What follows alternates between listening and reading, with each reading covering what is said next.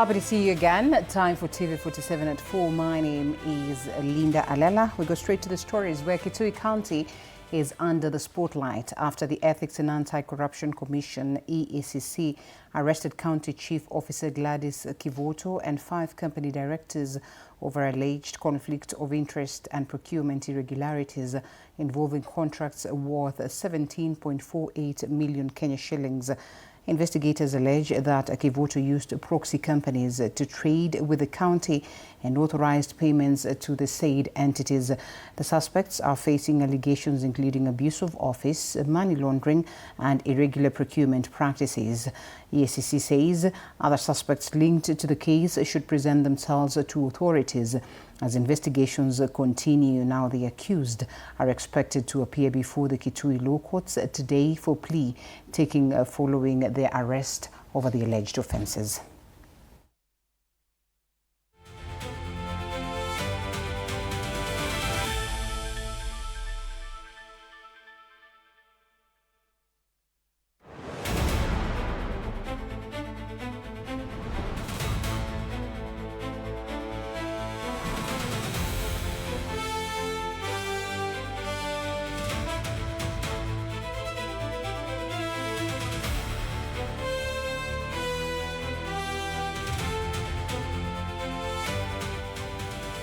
And back here in Nairobi, President William Ruto has instructed all government institutions to discontinue the use of the term watchmen and guards when referring to personnel in the private security industry, saying the titles no longer reflect the professionalism of the sector. He directed that the official designation be changed to private security officers as the government prepares legal amendments to formalize the change. The president said the move is intended to restore dignity and respect to workers in the private security sector. Kuna sako katika anda US Embassy ambayo ilikuwa town. Ile maneno ya watchman ilikuwa ni madharau ya mkoloni. Vile tulimsafirisha mkoloni, nyinyi sasa sio ma watchman. Nyinyi ni private security officers. Na kwa hivyo sheria ya Private Security Regulatory Authority itabadilishwa. Sheria na order ya General Wages Order na Private Security Wages Order na Private Security Regulations Act zitabadilishwa, majina yenu iwe ni majina yenye iko na heshima ya private security officers. Now, the Siaya County Assembly Select Committee on Appointments has rejected Siaya Governor James Orengo's nominees to the County Executive Committee over alleged violations of the County Assembly Approvals Act 2017.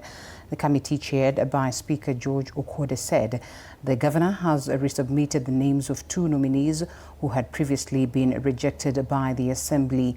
Okwode cited Section 10 of the Act, which requires an appointing authority to submit the name of another candidate when a nominee is rejected. He said the law also bars the resubmission of a rejected nominee unless circumstances that led to the rejection no longer exist. The affected nominees were George Odhiambo Nyingiro, who had been proposed for the Finance and Economic Planning docket, and Grace Agola, nominated to head Education, Youth Affairs, Gender and Social Services.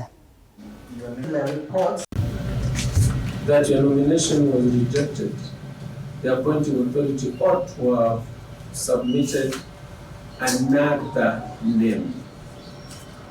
There are exclusions, so there is one.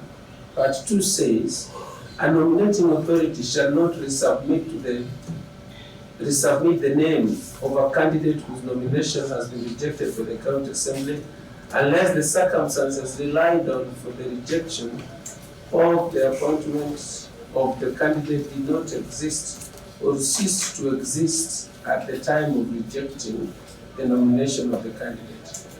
There were some changes into that. Yesterday, I called the TSC director in Nairobi And I asked him, initially I had called, and he told me that the record for that time requires a little bit of writing and all that. So I didn't know because I didn't get the report of the assembly that they really needed those items at that point. But if I'm given time, I can even go to Migori Teachers College, and I believe they have the records because the TSC number and all those informations, we got them before we left the college. The People's Renaissance Movement Party has unveiled its Big Five agenda, promising radical economic and governance reforms exactly 1 year before Kenya's August 2027 general election. Now, speaking ahead of their August 11th Delegates Convention, the party framed its vision around jobs, constitutionalism, debt reduction, unity, and ruthless war against corruption. Party leaders condemned rising youth unemployment, police brutality, and systemic graft, pledging to replace ethnic politics with integrity. They said the 5-point plan will serve as a foundation for their upcoming election manifesto.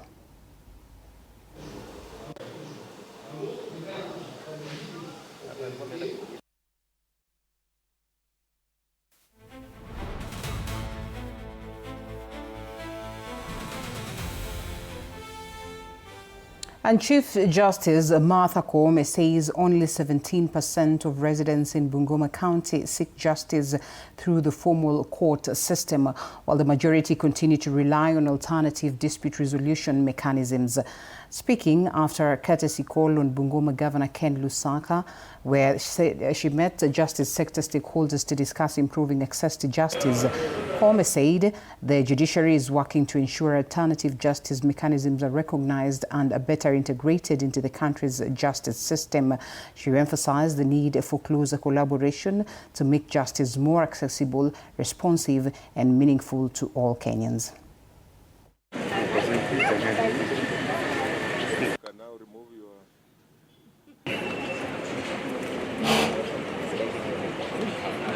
We in the judiciary, we've done a justice survey, and it is so clear here in Bungoma, only 17% of the people go to the formal courts.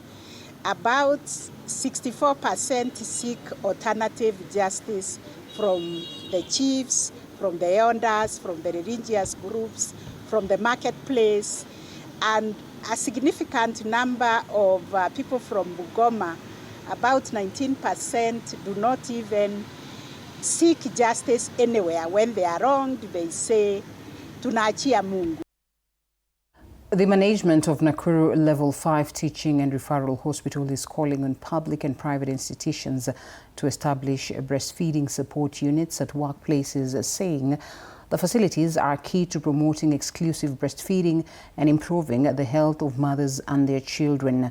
Speaking during a World Breastfeeding Week press briefing, Nakuru PGH Director Santosh Devaraj said the hospital has taken the lead by establishing a dedicated breastfeeding unit for its staff. The facility features 5 breastfeeding pods, sterile breast milk storage facilities, breast massages, educational screens, and reading materials to support nursing mothers. Devaraj said that other institutions should emulate the initiative to create breastfeeding-friendly workplaces and enable mothers to exclusively breastfeed while remaining productive at work.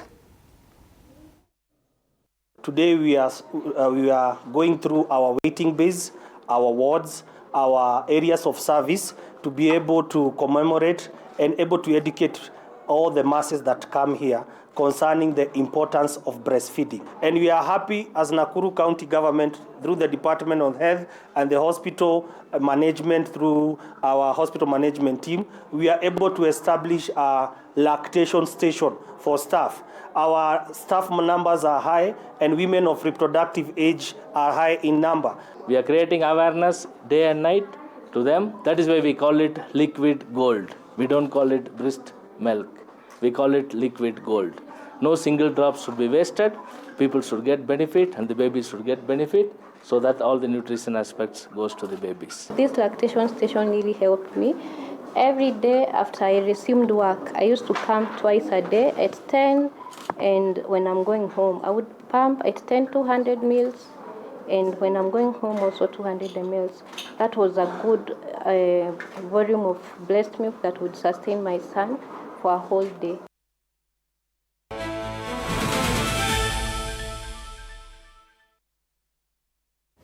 Austrian Ivan Winder is in the champion of the 2026 Limuru Junior Open Golf Championship, which came to a close on Wednesday at Limuru Country Club in Kiambu County.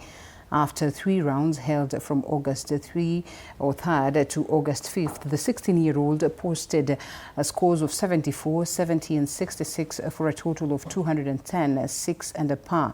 14-year-old Kanana Mudomi of Windsor Golf Hotel and Country Club emerged the overall top girl in the 3-day competition.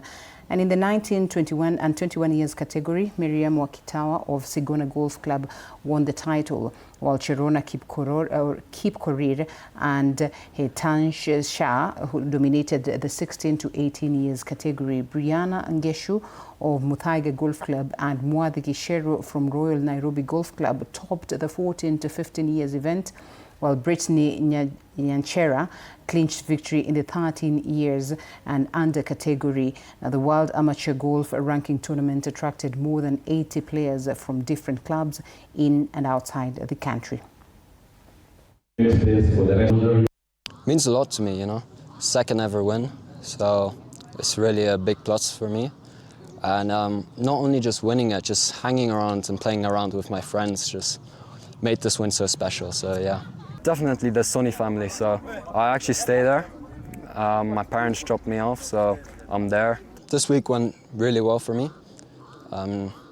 Played some solid golf, just on day 1 and day 2, just couldn't just make putts or chip them close, but happy to have done that today.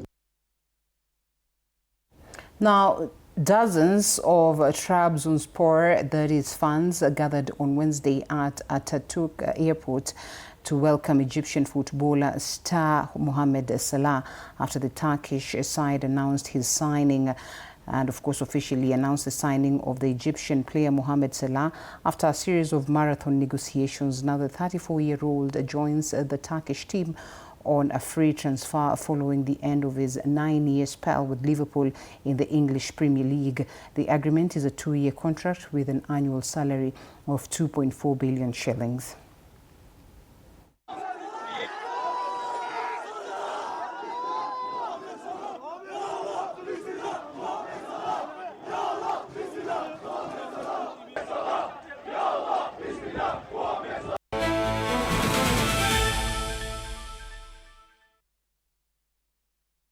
All right, thank you so much for keeping us company. We close at TV47 at 4 from this very point. More coming your way at 7 and 9 p.m. My name is Linda Alela. Good afternoon.